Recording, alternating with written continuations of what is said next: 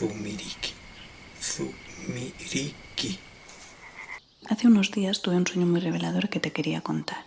Yo iba por la calle con un papel en la mano y en ese papel había una dirección y andaba deprisa porque llegaba tarde, andaba, casi corría. No podía llegar tarde a la dirección del papel porque iba a recoger a mi hija de 3 años a la guardería.